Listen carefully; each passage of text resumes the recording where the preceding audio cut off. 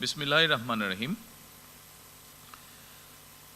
২১শে পদক প্রদান অনুষ্ঠানের সম্মানিত সভাপতি, মন্ত্রী পরিষদের সম্মানিত সদস্যবৃন্দ, সেনাবাহিনী, নৌবাহিনী, বিমান বাহিনীর প্রধানগণ, সশস্ত্র বাহিনীর সদস্যবৃন্দ,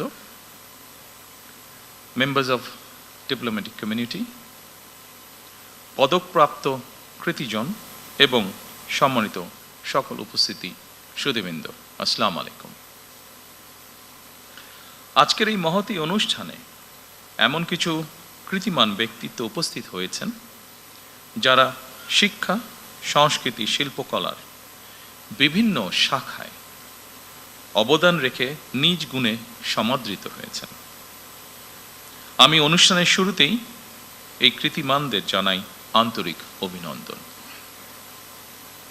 রাজনীতিবিদগণ রাষ্ট্র পরিচালনার দায়িত্বে থাকলেও একজন রাজনৈতিক কর্মী হিসাবে আমি বিশ্বাস করি জ্ঞানী গুণীজন দিক নির্দেশনার ভূমিকা পালন করে থাকেন।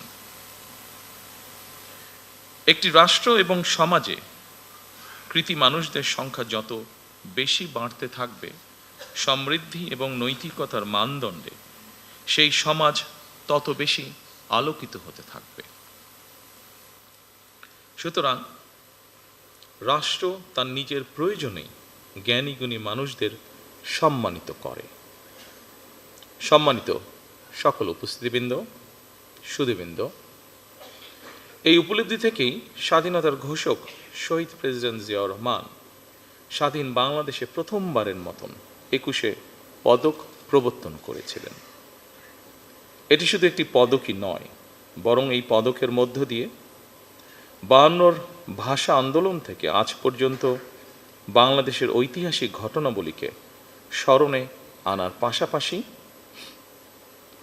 যেসব বিজ্ঞজন শিক্ষা, সাহিত্য, শিল্পকলা, গবেষণা ও চর্চায় নিজেদেরকে এবং রাষ্ট্র ও সমাজকে সমৃদ্ধ করেছেন, তাদের সঙ্গে আপামর জনসাধারণের পরিচয় ঘটে। শুরুতেই ৩টি বিষয় পুরস্কার প্রদানের মাধ্যমে ১৯৭৬ সালে রাষ্ট্রীয় সম্মাননা পুরস্কার ২১শে পদকের যাত্রা শুরু হলেও বর্তমানে ভাষা আন্দোলন, মুক্তিযুদ্ধ, শিক্ষা, গবেষণা, শিল্পকলা, বিজ্ঞান ও প্রযুক্তি সহ সম্ভবত কমপক্ষে ১২টি ক্ষেত্রে বিশেষ অবদানের জন্য এই সম্মাননা দেওয়া হচ্ছে। এটি নিঃসন্দেহে একটি ইতিবাচক অর্জন। জ্ঞান, বিজ্ঞান কিংবা সাহিত্য চর্চার ধারা আরও শানিত এবং বিকশিত হোক, এই প্রত্যাশা করছি আমরা সকলে। শিক্ষা, গবেষণা এবং শিল্প সাহিত্যের চর্চাকে আরও বেগবান করতে রাষ্ট্র এবং সরকার তার দায়িত্ব অবশ্যই পালন করবে। আমি বিশ্বাস করি শিক্ষা, গবেষণা এবং শিল্প সাহিত্য চর্চাকে রাজনীতিকরণ করা কখনোই সভ্য সমাজের পরিচায়ক নয়। শিক্ষা, সাহিত্য, শিল্পকলা, বিজ্ঞান ও প্রযুক্তি অর্থাৎ জ্ঞান বিজ্ঞানে সব শাখায় যাতে দেশ এগিয়ে যেতে পারে, নৈতিক মানসম্পন্ন তেমন একটি উদার গণতান্ত্রিক রাষ্ট্র ব্যবস্থা প্রতিষ্ঠার লক্ষ্যে বর্তমান গণতান্ত্রিক সরকার অবশ্যই কাজ করবে। আমাদের এই যাত্রায় দেশের বিজ্ঞজনদের দিক নির্দেশনা অবশ্যই প্রত্যাশিত।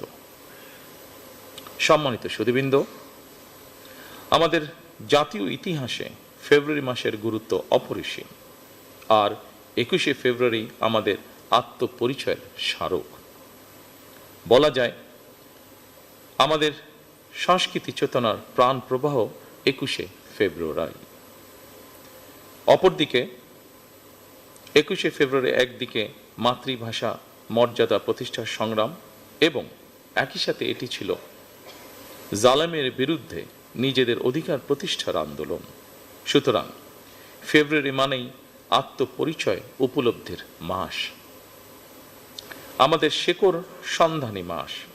প্রতি বছরের মতন এবছর আমরা দেশের জ্ঞানী গুণী কবি, সাহিত্যিক, শিল্পী, ভাষা সংগ্রামীকে ২১শে পদকে ভূষিত করেছি।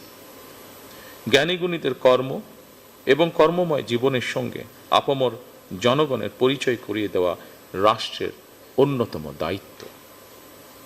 প্রিয় সুধীবৃন্দ, ২১ আমাদের অবিনাশী চেতনা, সহাধিকার অর্জনের বীজ মন্ত্র।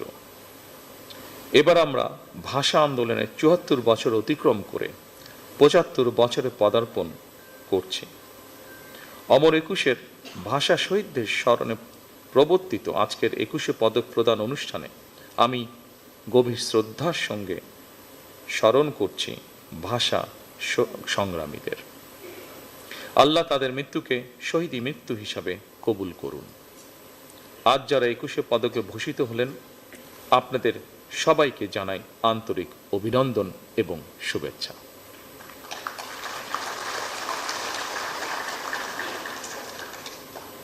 আপনাদের সৃজন মুখর জীবন আরো দীর্ঘ হোক, কল্যাণময় হোক, আল্লাহর দরবারে সেই প্রার্থনা করছি। বাংলা ভাষা ও সাহিত্য নিশ্চয়ই একদিন বিশ্ব সাহিত্যের জগতে আলো ছড়াবে, এমন গর্বিত দিনের প্রত্যাশা করে আমি আমার বক্তব্য শেষ করছি। আল্লাহ হাফেজ। বাংলাদেশ জিন্দাবাদ।